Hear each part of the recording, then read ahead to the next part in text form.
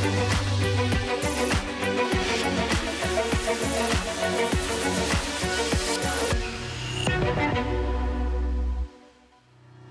morning. It is Friday, the 16th of January. I'm Maeve McMahon, and this is Europe Today, your daily dose of European news and analysis, live here on Euronews.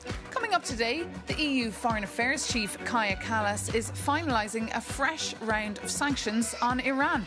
EU ambassadors have been working around the clock to target all those responsible for the violent crackdown on protesters. Meanwhile, Saudi Arabia, Qatar, Turkey and Oman have been urging Donald Trump not to launch airstrikes against Iran in a last-minute lobbying campaign. While we wait to see what happens next, I'm joined here in the studio by our correspondent, Shona Murray. Good morning. Morning, Maeve. Tell us, what is the EU planning and can they do it fast? Well, we know nothing really happens too fast because you're talking about 27 countries, but there were technical talks yesterday. And as you mentioned, Kaja Kallas, the EU's foreign policy chief, is about to propose a package of sanctions against those responsible for this brutal crackdown in Tehran and all across Iran. Now, what we do know from sources is there's going to be 21 individuals under the human rights regime. Those are people who are directly responsible for this state repression. And then 10 individuals under the drone system, the drone regime. Now, we know that Iran is a big provider of drones to Russia for its invasion of Ukraine. What's outstanding is whether there will be a terrorist designation for the Iranian Revolutionary Guard. And that's a really interesting issue because obviously people think this obviously should happen.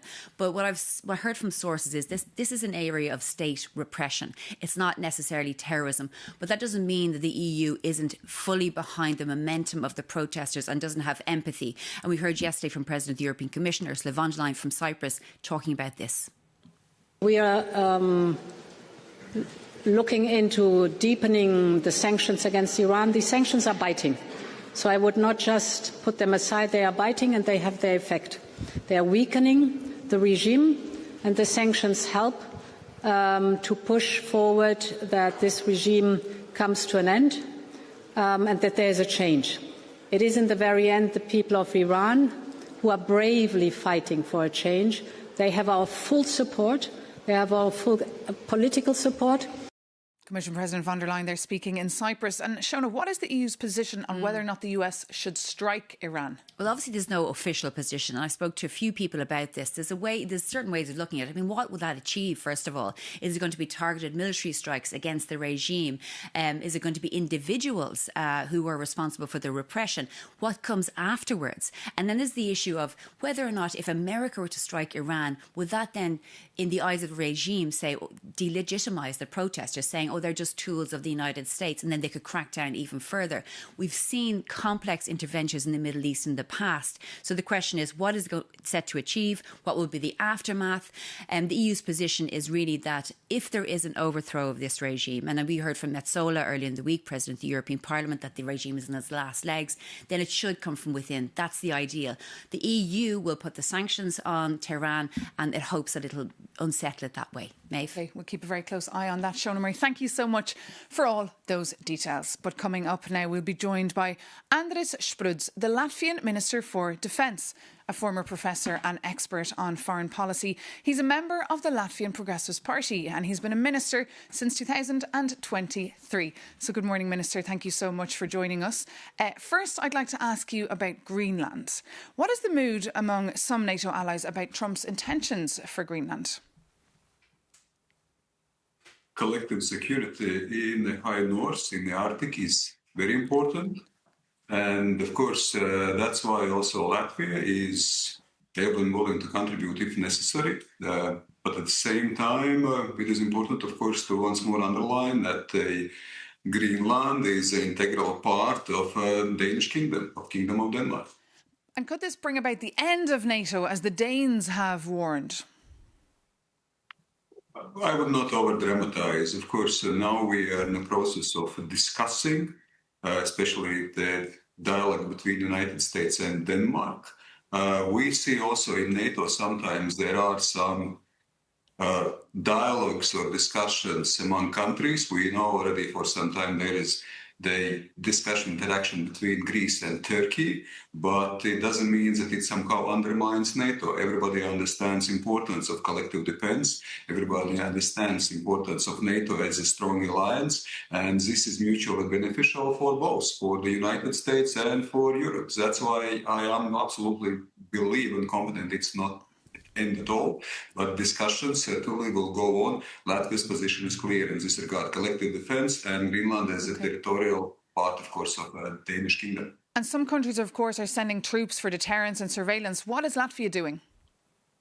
Well, we once more underline the willingness to contribute to the collective defense of NATO, also in the High North. High North and the Arctic is strategically important, and we fully realize it, and we are in different NATO missions. And if required, the Latvian troops or Latvian military presence, to some extent, also could be, of course, discussed and considered in Greenland. But, of course, the request must be there. And, yes, the mandate from the government and also the Latvian parliament should be given if there is some additional presence. Okay, and Minister, of course, what about the war in Ukraine? Do you support the idea of an EU envoy for Russia? Is that a good idea? Well, we have to speak from positions of strength. We have to realize what we are dealing with.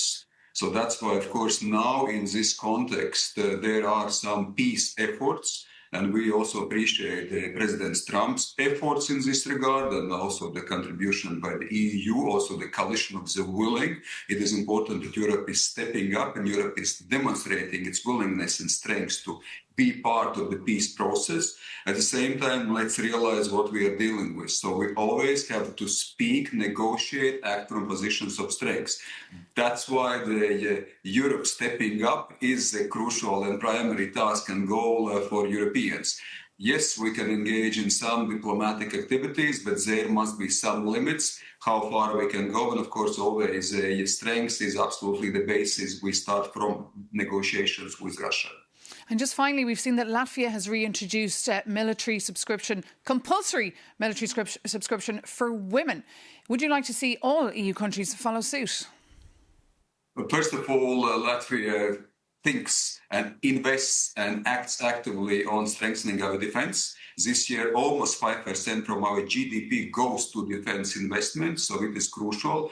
It is a comprehensive defense. We want to involve as many people as possible. We have reintroduced conscription, obligatory, mandatory so far only for men. But there is discussion in Latvia on potentially expanding, also involving women. Women now are joining the conscription service on voluntary basis. In general, in our armed forces, around 20% are women. So we're very proud of these numbers, very proud of our soldiers who are contributing to defense and security of Latvia and NATO. So that's why, yes, a comprehensive defense, everybody is involved, everybody actively contributes. Okay, Minister Sprutz, thank you so much for joining us this morning on Europe Today. Take care. Thank you for having me. Well, as we're speaking here, EU leaders Antonio Costa, the President of the EU Council, and Ursula von der Leyen, the Commission President, are getting ready to fly to Paraguay ahead of the prestigious signing of the Mercosur deal.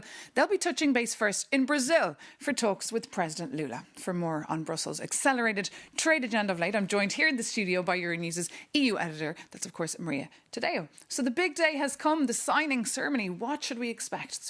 Look, it's finally happening. The signature around the Mercosur, more than 20 years in the making. As you say, the head of the Commission and the European Council will be heading to Brazil. They will meet bilaterally first with the Brazilian President. Lula is obviously the key player, is the biggest economy among the Mercosur, and then head to Paraguay for the signature. Of course, the numbers, we've heard about them many times now. This is now going to create a market of 700 million consumers. This is a commission, but also Germany and Spain, clearly with huge business interests that have pushed for this deal relentlessly, really jumping through political hurdles. Of course, the French government, societal pushback.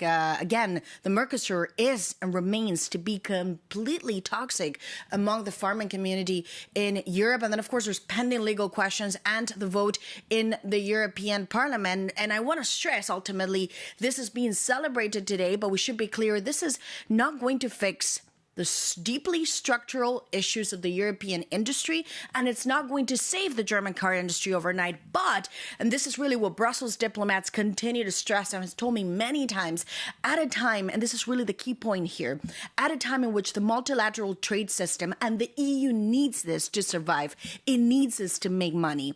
And this is collapsing because of the trade tariffs and the Trump tariffs. At this time, they've managed to get this deal done. The timing is key, and that is the value of it. There's huge optics in it. And of course, you mentioned the tariffs, and the Trump tariffs are here to stay, Maria, today. What is the European Union doing to counteract these? Yes, and you look, we hear this repeatedly, this idea of we need to turbocharge our trade agreements with other countries because the Trump tariffs, of course, announced on Liberation Day, they were slightly smaller now compared to the initial numbers, but we've got to be very clear, they have tripled when it comes to the European exports going into the US. They're now operating around 15%. Before we looked at a rate of 5%, so obviously it's making life difficult for European producers. And the answer now from the Commission is go out, capture the world, and open new markets. There is no other way for European products. And that's why we've seen now, and hopefully we can put it up on the screen, the agenda that they're carrying forward.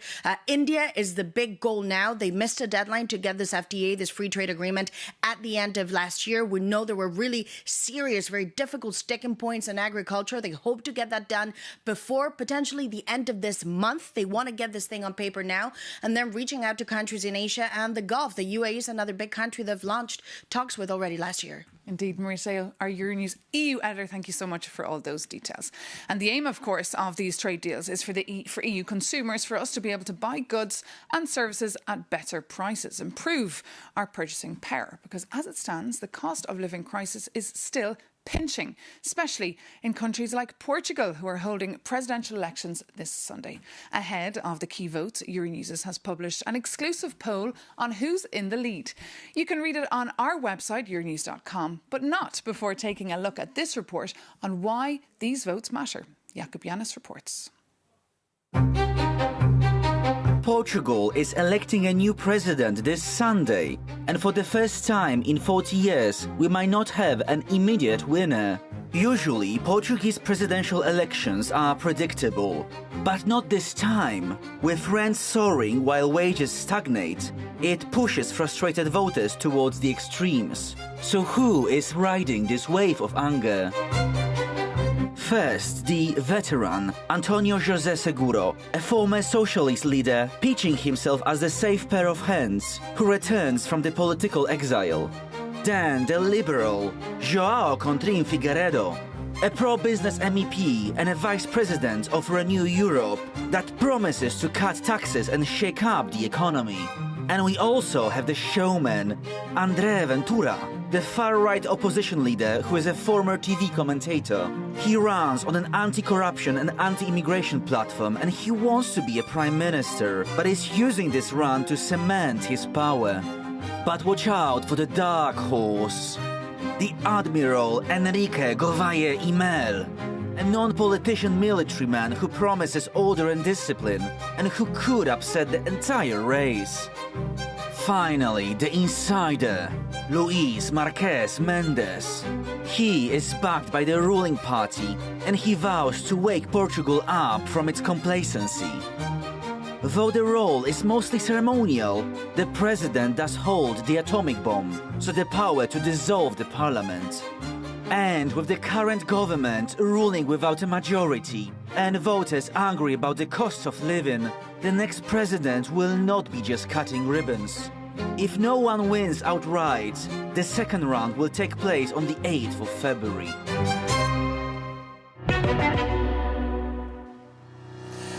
And for more news and context on the presidential race or any of the stories we're covering for you here, do take a look at euronews.com or download our app. You can also subscribe to our daily newsletter, Europe Today. But that does bring this edition to an end. Thank you so much for being with us and for tuning in. See you very soon here on Euronews.